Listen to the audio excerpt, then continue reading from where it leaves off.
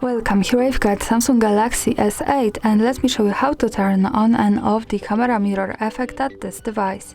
So let's start by tapping on camera button to open it, and for now we are on standard photo mode. From here let's go to left corner button so we can open camera settings. Now let's slide a little bit and focus on pictures category. Here we have to tap to save options.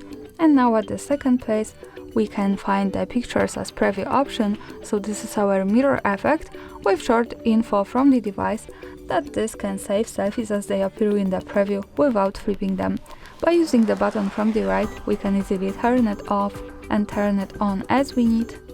And of course when we need to use this we have to remember that this only works for selfies, so we have to change back camera to the front one by tapping on this button from the right.